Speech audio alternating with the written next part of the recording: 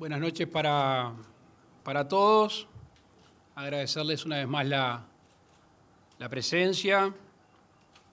Ya nuestro equipo ha compartido los datos del día de hoy, datos que esperamos todos los días, porque como ustedes bien saben, la salud es lo que más nos preocupa. Y cuando recibimos los datos diarios, confirmamos, como hasta el momento, o no, las medidas que el gobierno va tomando. Hoy para nosotros es un día bien importante. Bien importante porque creo que hay muchas familias esperando qué va a pasar con la educación de sus hijos. Y les queremos contar que este proceso ha sido de mucho trabajo, que hay muchos hombres y mujeres que se han puesto el equipo al hombro y que se ha logrado un modelo que ustedes lo van a tener y lo pueden compartir, que seguramente las autoridades de la educación lo van a poder explicar mucho mejor que yo, que tiene dos caminos que en principio fueron paralelos y que luego confluyeron en este día y en esta conferencia. Quiero hacer un poquito de historia. Quiero ir al 8 de abril. Muchos de ustedes estuvieron acá en la conferencia de prensa el día que anunciamos el primer retorno a la educación.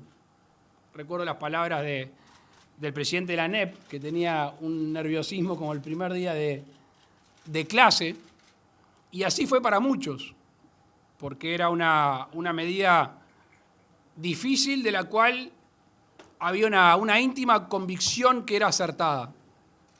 El 22 de abril empezaron las escuelas rurales, la concurrencia fue en un porcentaje menor y después se fue ampliando sensiblemente.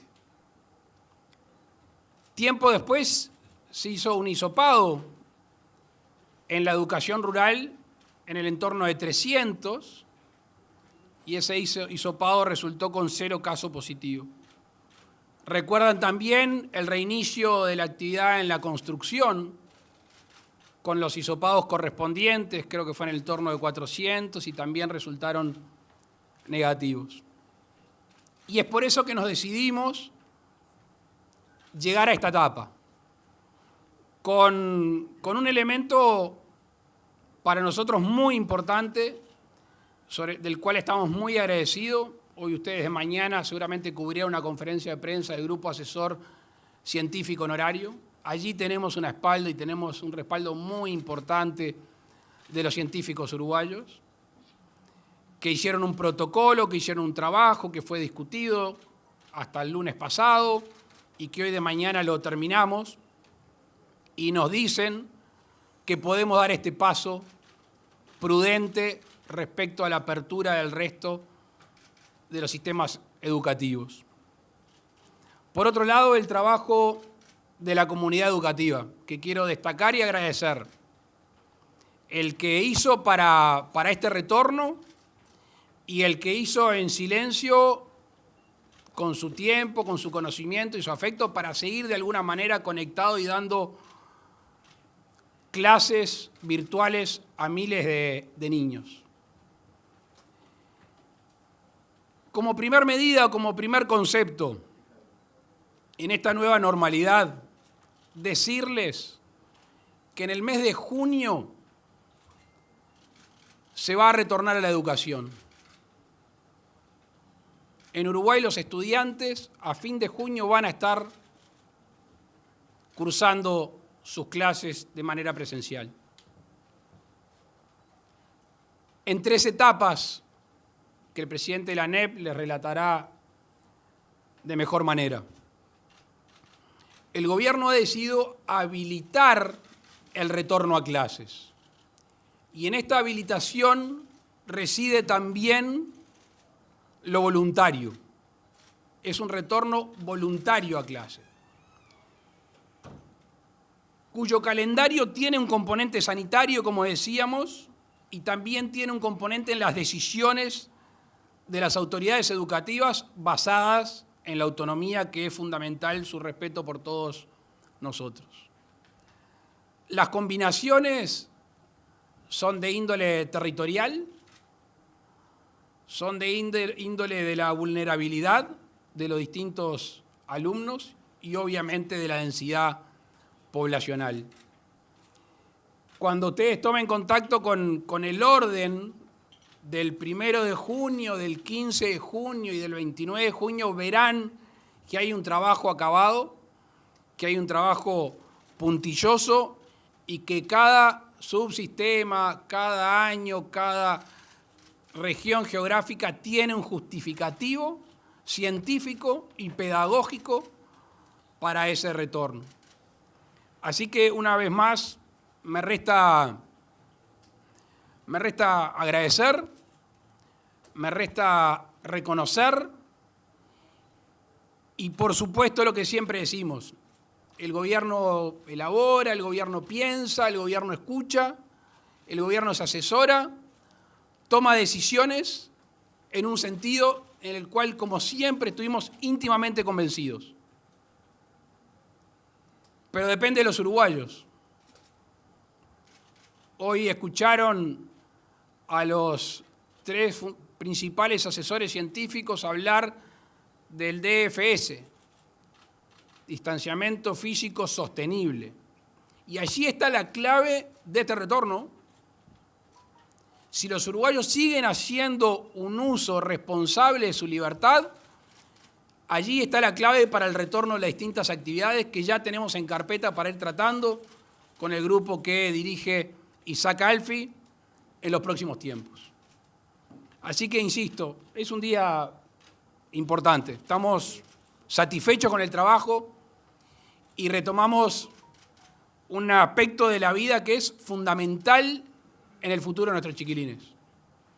Y espero que así lo sepan comprender los padres, no sé si tanto los chiquilines, pero estamos pensando en ellos, en su futuro, y como siempre nos mueve la justicia, nos mueve la prosperidad, nos mueve la igualdad de oportunidades. Hoy les queremos dar esta información con mucha serenidad, mucha tranquilidad, con prudencia, pero no con menos firmeza. Les agradezco una vez más y obviamente estamos abiertos a las preguntas de siempre. Como siempre, les recordamos a nuestros colegas identificarse con nombre y medio al cual representan. Buenas noches, Natalia Gol, del diario El Observador. Presidente, quiero volver a este concepto que usted maneja casi siempre sobre el uso responsable de la libertad y teniendo en cuenta que ahora estamos dando un paso importante en esta nueva normalidad. Quería saber, en caso de que se haya que volver pasitos para atrás, digamos, hasta dónde se puede llegar a ir hacia atrás, vinculándolo con el uso responsable de la libertad de los uruguayos. Gracias. Gracias, Natalia. Siempre trabajamos con todos los escenarios. Para adelante todo lo posible, para atrás todo lo necesario. Obviamente que este retorno está atado, está vinculado con protocolos y está vinculado con detección de posibles casos. Y aprovecho tu pregunta para decirte una cosa. Estamos hablando de niños y adolescentes. Y les pido a todos que lo han sido, ser muy cuidadosos. Porque hay que ir a la casuística. Hablábamos hoy con el grupo de científicos. Un chiquilín, como va a pasar en estos días de frío, con algunos síntomas que pueden rozar tener el coronavirus, pero que seguramente, como ha marcado la estadística, sea otra enfermedad, una gripe. Entonces tengamos cuidado cuando informemos, porque sabemos que enseguida se va al centro educativo, enseguida se puede generar alarma. Y por eso el gobierno va a establecer un protocolo en los centros educativos, que haya un teléfono, que haya un número de WhatsApp, que haya un mail, que haya un responsable, que se comunique enseguida con las autoridades sanitarias, que se hagan los test, eventualmente un pool de test que son varios test en uno para saber si esa clase de alguna manera está afectada o no, pero tengamos presente que en la mayoría de los casos, esos síntomas primarios que puede detectar un docente que no es médico, no va a ser coronavirus. Pero allí enseguida va a estar el gobierno y el Estado para atender esa situación, para hacer los test y tomar las medidas que ojalá no tenga que tomar de confirmarse un test. Les agrego y aprovecho, hoy lo decían los científicos, la gran cantidad de infectados son adultos. En lo que hace la posibilidad de tener el virus y de contagiar el virus, han escuchado la poca o escasa posibilidad que tienen los niños. Y por eso me tomo estos minutos en tu pregunta para que tratemos con mucho cuidado cuando tengamos un síntoma. Es más, hoy decía el equipo, no usemos más el caso sospechoso, porque ya sospechoso en el imaginario colectivo es casi culpable, o en este caso es casi que tiene coronavirus. Pero vamos a estar arriba porque, y resumiendo tu pregunta, para adelante todo lo posible, para atrás todo lo necesario, porque sigue siendo la salud lo más importante.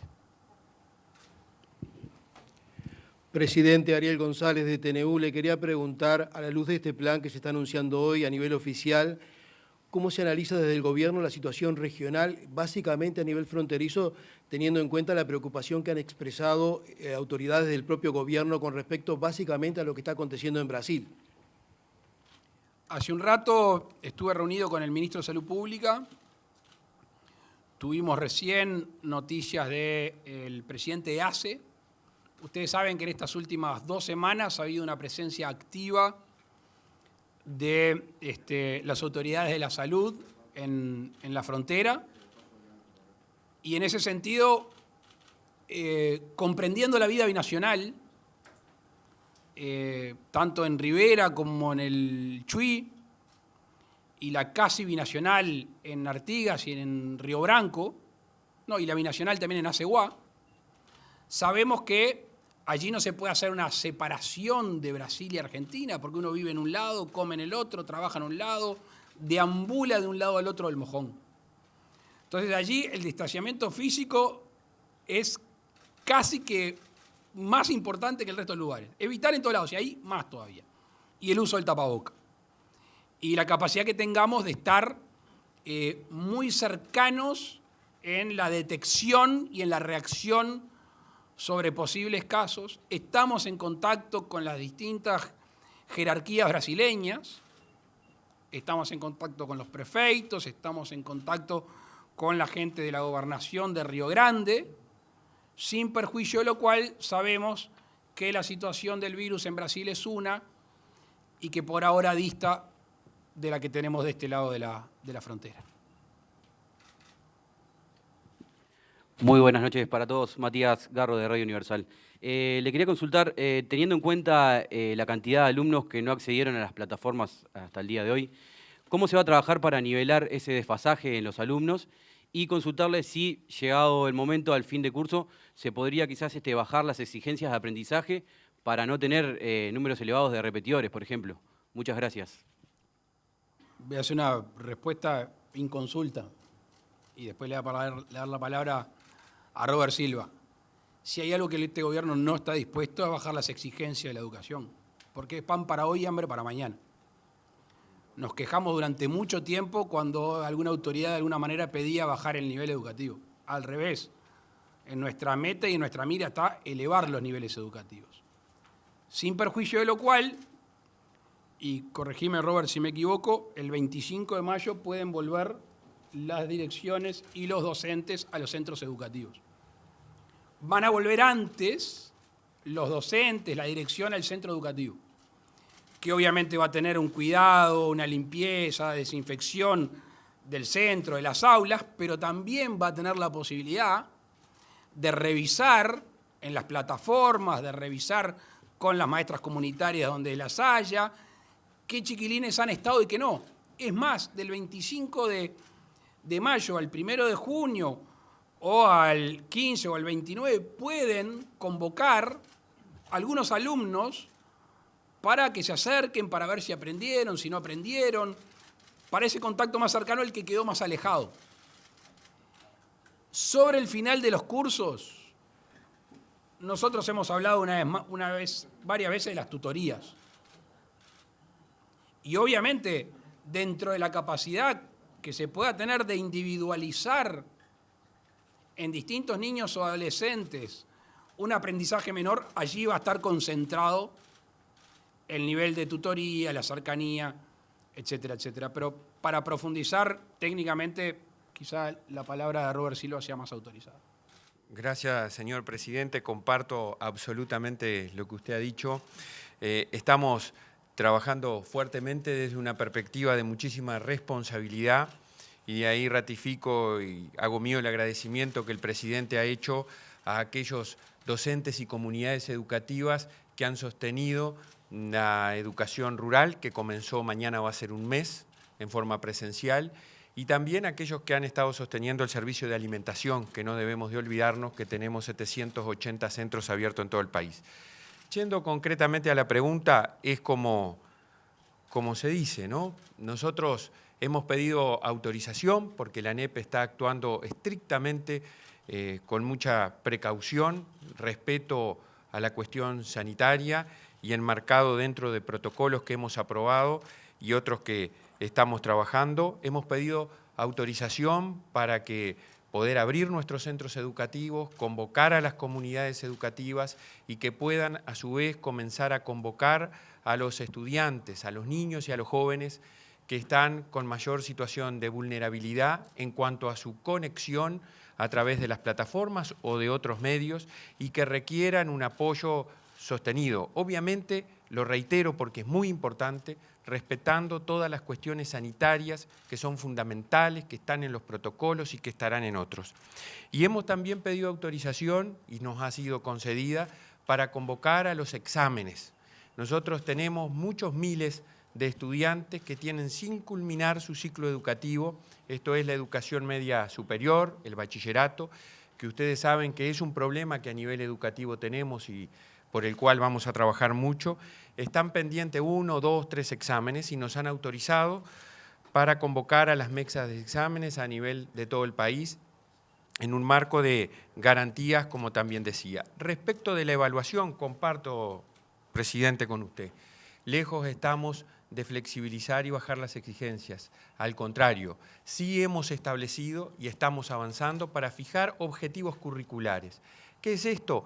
Adecuar los aprendizajes a la realidad que hoy por hoy el país vive. Un sistema educativo fuertemente presencial que hoy la presencialidad hasta ahora no estaba, había sido afectada y por suerte, porque esto es una posición unánime en las autoridades de la educación, hemos convocado a los consejos y hemos conversado sobre estos temas, podemos volver con mucha seguridad en forma paulatina en los 3 periodos que se nos ha autorizado y que ustedes tienen en el calendario.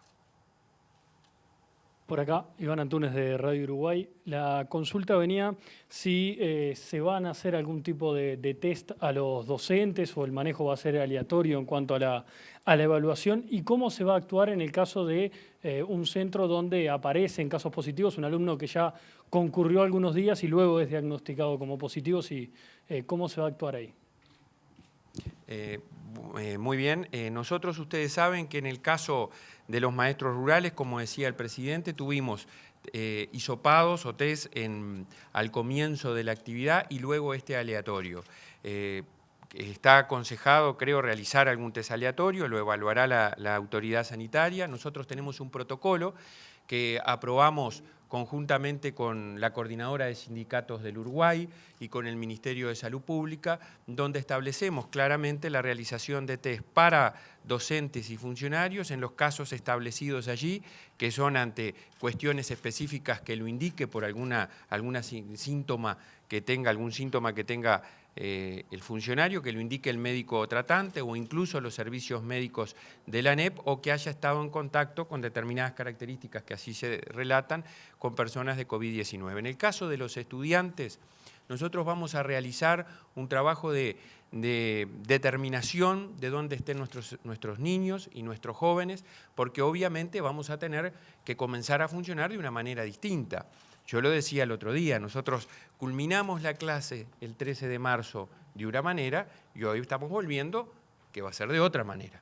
Vamos a tener que necesariamente combinar la presencialidad con la mediación de la tecnología para el aprendizaje y en el caso de detectarse alguna situación, nosotros estamos basándonos en un aporte que el Comité Científico Honorario ha hecho específicamente, muy detallado y preciso, para el comienzo de los ciclos educativos presenciales.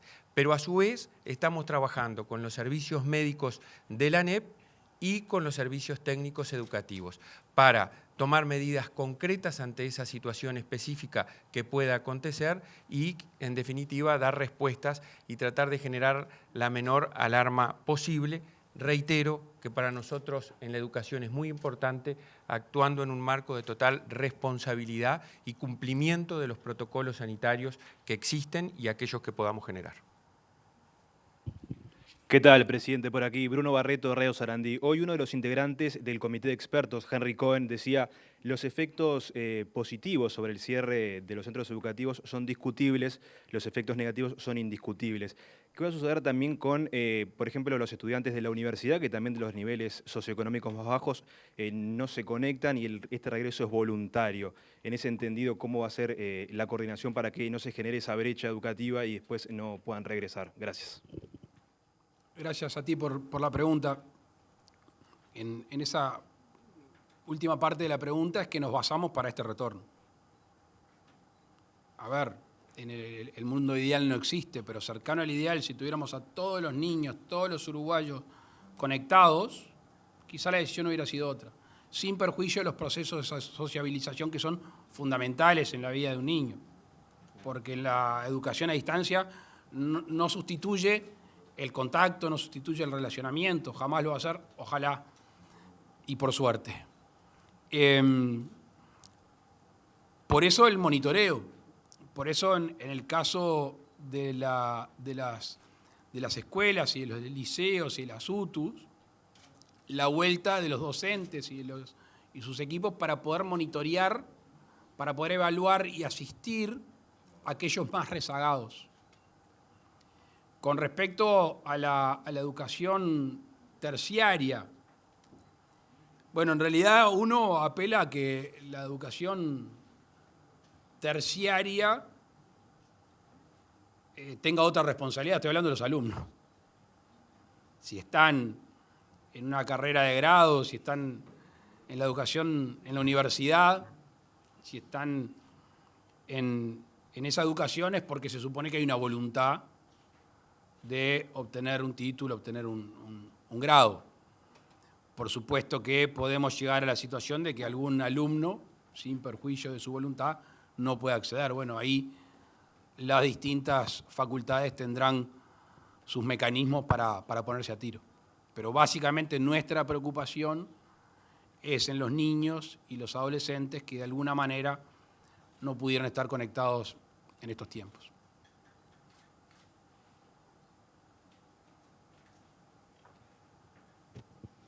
Presidente, buenas noches. Pablo Fernández, del diario El País. Quería ir a lo bien práctico, porque en las redes hay algunos comentarios que están preguntando cuál es el detalle estricto de la vuelta a clase, cuáles son esas etapas, y si puede ampliar el concepto de voluntario, porque ¿qué va a pasar con esa gente que por X razones no pueda o decida no volver a los cursos presenciales? ¿Cómo se va a trabajar en ese caso? Gracias.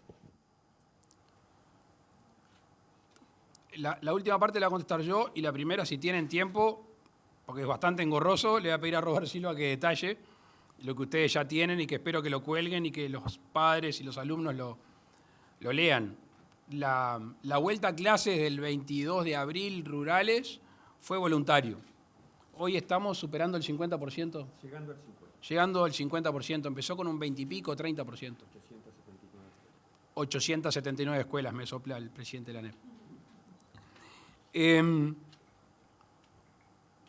Yo me imagino en este momento en miles de hogares de uruguayos, padres que tienen una enorme duda. en esa dicotomía aparente hoy entre lo sanitario y lo educativo. Y por eso nosotros hemos decidido que sea voluntario, por lo menos mientras que dure la emergencia sanitaria. Si no, de nuestro punto de vista, sería un contrasentido. Este paso lo damos porque estamos convencidos de que el riesgo es mínimo. Si no, no lo daríamos. Pero entendemos que tiene que existir esa válvula de escape de la voluntariedad de los padres o ya de gente adulto que concurra al sistema educativo para decidir si participa o no. Que eso puede generar eventualmente una profundización de la brecha educativa, sí es cierto. Sí es cierto. Y allí tendremos después más focalizado, cuando tengamos visto quién acudió y quién no, quienes necesiten asistencia especial para reengancharse con el nivel exigido en la educación. Habilitamos las 2 últimas consultas, perdón. El cronograma. Ahora tenga paciencia porque es largo. Bueno, el cronograma de comienzo. Nosotros tenemos una cuestión que es importante en relación a la pregunta y a lo que dice el presidente, que quiero decir. Hay compartir información muchísimo entre la ANEP y el Plan Ceibal, y hoy por hoy, en base a la información que tenemos, nosotros podemos identificar las situaciones de conexión, de no conexión en las plataformas, y estamos trabajando para incorporar otros métodos para que nos permita identificar la situación de nuestros estudiantes, para ir a su atención y desde una perspectiva de mayor atención posible. Las etapas, como decía el señor presidente, son 3 etapas. La primera etapa, que comienza el 1 de junio, extiende el reinicio de la educación rural presencial a todo el país. Ustedes recordarán que nos faltaban las escuelas rurales del departamento de Canelones y, a su vez, incluye la educación media rural de todo el país. Se reabren las escuelas que atienden a aquellos estudiantes de mayor vulnerabilidad. Se habilita la apertura, y quiero dejar una cosa bien en clara, que también lo hablamos con el presidente, con el ministro. En la medida que la ANEP es autónoma, nosotros queremos trabajar fuertemente en la contextualización de la solución de los problemas, y por lo tanto vamos a empoderar a partir de orientaciones y de acompañamientos de las inspecciones y de los consejos a que las comunidades resuelvan estas aperturas y las hagan posible en función de su propio contexto y de la realidad que tienen. Con foco en la vulnerabilidad, como decía usted, educativa y social, el 1 de junio, que era en la fecha que estábamos, se habilita la apertura de las escuelas Aprender y de tiempo completo, excepto en Montevideo y en el área metropolitana, que se identifica ahí en función de lo que el SINAE, y también lo conversamos con el director de la UPP, nos ha comunicado. Se habilita el 1 de junio la apertura de escuelas de educación especial en todo el país, que eso también ha sido un fuerte reclamo. Pero aquí se le dice a la autoridad educativa que irá estableciendo esa apertura en función de la realidad, de las particularidades propias de ese nivel educativo y de esas escuelas, que son 81 en todo el país y atienden a más de 5.700 niños. También, atendiendo a un reclamo por esa necesidad de culminación de los ciclos educativos, se reabre el último año de educación media superior en todo el país, excepto en Montevideo y en el área metropolitana. Esto es los 6º años de los liceos, los 3º de educación media tecnológica, el bachillerato tecnológico. La segunda etapa de habilitación de centros que hemos obtenido es el 15 de junio.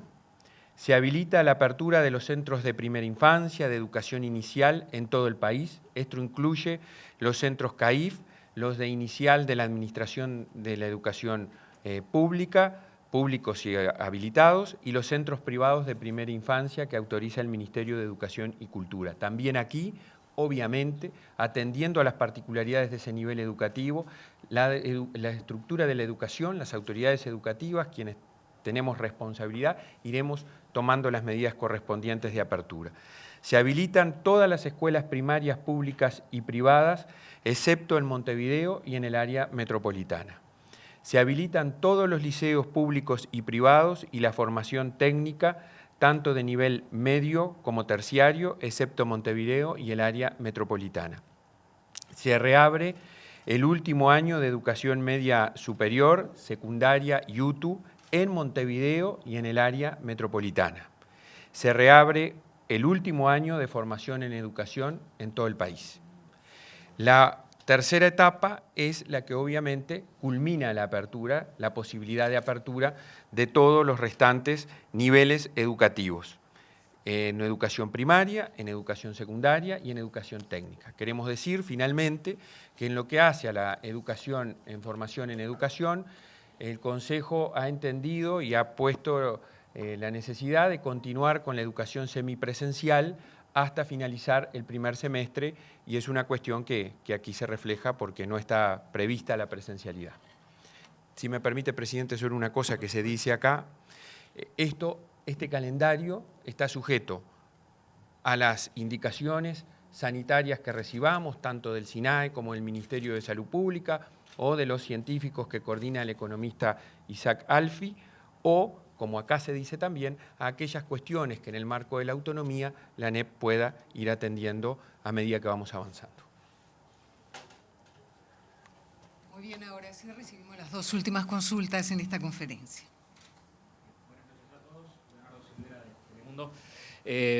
Presidente, usted hablaba de que obviamente hay muchas de estas medidas que se están tomando porque estamos obviamente en emergencia sanitaria.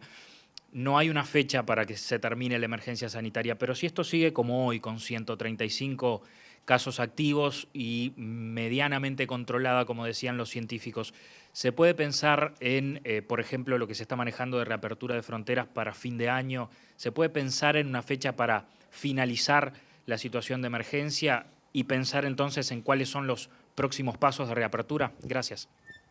Gracias a ti. Sí, pensamos todo el tiempo, cruzamos los dedos todo el tiempo, apelamos a la libertad responsable todo el tiempo. Quiero dejar claro que lo que se comunicó en algún medio de prensa de que el gobierno estaba pensando en 2 fechas de la apertura de fronteras, la descarto totalmente. Quien haya dado esa información es totalmente irresponsable, no es así. Nosotros cuando demos fechas vamos a dar una fecha y la vamos a justificar, así que agradezco para poder aclarar eso que está circulando en algún medio de prensa. Estamos sí en carpeta, lo tiene el director de la OPP, con varias actividades que quieren retornar. Estamos viviendo un camino a la inversa, ¿no, Lito? Primero, todos razonablemente querían cerrar y ahora muchos quieren reabrir, y es lógico que así sea. Ahora, de nuevo, ser justo es difícil y seguramente no lo seamos del todo en alguna reapertura, en el sentido que quizá pongamos una fecha anterior a una actividad que otra, y si uno evalúa podría haber sido al revés. Lo que no queremos, y esto es una recomendación muy fuerte y comprensible del grupo asesor científico honorario, es de un día para el otro. ¿Por qué? Porque no estamos capacitados para evaluar a toda la sociedad. Si la cantidad de variables son muchas, no sabemos cuál es la variable que puede llegar a afectar que se disparen los casos. No sé si me explico. Entonces, como queremos ir reabriendo por orden de importancia y por todo lo que ustedes han escuchado, de a poco vamos fijando fechas para poder, dentro de lo posible, evaluar esa acción puntual del gobierno. Si superponemos la apertura de varias actividades, nos va a ser muy difícil ir a la causante o ir específicamente dónde es que se incumplió con el distanciamiento físico o dónde estaba el foco o cómo actuar en consecuencia. Y por eso, resumiendo, no hay una fecha de apertura de frontera, no quiere decir ni que sea lejana ni cercana, veremos, la vamos a decir en su momento.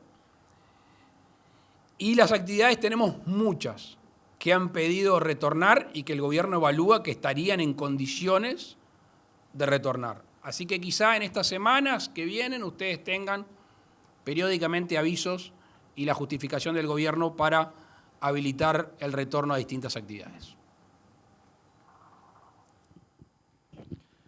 Hola, ¿qué tal? Nicolás González de BTV Noticias.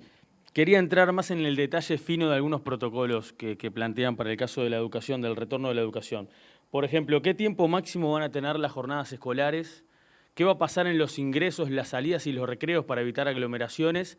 ¿Y qué pasa con las vacaciones de julio y de septiembre? ¿Ya está resuelto qué va a pasar? ¿De qué depende eso? Gracias.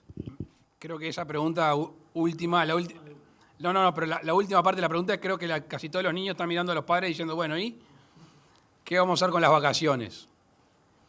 Ahí perdí. Seguramente hayan unos días de vacaciones, entre comillas, le vamos a llamar, entre otras cosas porque hay exámenes, porque hay muchas cosas. Entonces, en estos tiempos que vienen, no sé si ya está definida, por lo menos hasta... En principio, me acota el ministro de Educación el 7 de julio, por una semana, ¿verdad? En principio. En principio, por una semana. Y el resto de las preguntas, el presidente de la ANEP. Muy bien, muchas gracias. Estamos estableciendo todo esa... Ustedes verán que acá en este documento que se les ha entregado hay algunos lineamientos generales establecidos que surgen incluso de las recomendaciones que el Comité de Científicos nos realiza, que los propios servicios médicos de la ANEP nos han realizado y el Ministerio de Salud Pública, porque ustedes recordarán que nosotros ya tuvimos un inicio que fueron las escuelas rurales. Entonces, aquí hemos establecido, y si así se ha puesto en este documento, que las jornadas no pueden ser superiores a 4 horas. Habrá que estudiar la modalidad de cada centro educativo. Tenemos centros educativos de tiempo completo, tiempo extendido, comunes de 4 horas. Tenemos que alternar el ingreso a los centros educativos. Tenemos que alternar la presencialidad según los grados, porque tenemos que mantener distancias mínimas entre nuestros estudiantes y eso nos va a llevar a dividir los grupos y justamente habrá que establecer un cronograma que acá se dice que será la ANEP en acuerdo con los centros educativos o los propios centros educativos, que establecidos esos lineamientos generales que yo decía en cuanto a asistencia semanal presencial según el nivel de que se trate, establecerán cómo concurrirán, cuántas veces a la semana, si esas veces son secuenciadas lunes y martes seguidas, como están pidiendo algún nivel educativo, o si son separadas, por ejemplo, los lunes y los jueves, o los martes y los viernes. Habrá que irlo estableciendo. Lo que sí nos parece que es fundamental es el respeto de esas cuestiones, que ya lo tenemos en el protocolo de rural, que nos lo recomiendan los científicos, que además acá se establecen lineamientos generales basados en criterios sanitarios y que tenemos una garantía, que es lo que hablaba el presidente hace un rato. Son nuestras comunidades educativas, son nuestros docentes, nuestros funcionarios, que lo han demostrado en el medio rural, que lo han demostrado distribuyendo las viandas a lo largo y ancho de todo el país y que hoy van a trabajar fuertemente, sin duda también, que en coordinación con las familias, porque esta nueva forma de enseñar y de aprender tiene un aliado que si era antes un aliado insustituible, ahora tiene un rol protagónico mucho mayor, que somos las familias en eso de aprender y de enseñar de nuestros niños y de nuestros jóvenes. Así que yo estoy convencido que nosotros vamos a desarrollar todo esto que se nos ha habilitado ahora de forma muy responsable, como dije hace un rato, cumpliendo con los protocolos, cumpliendo con las cuestiones sanitarias, y eso nos dará garantía a todos para seguir avanzando en el marco de la importancia que tiene volver a la presencialidad en las actuales circunstancias. Otra pregunta, habilitamos entonces. Gracias, presidente. Natalia Ebrun, de TV Ciudad, buenas noches. Quería preguntarle el tema con respecto, se había hablado al principio de que la parte de la primera infancia, el sistema inicial, los más pequeños, iban a ser los primeros en que iban a retornar.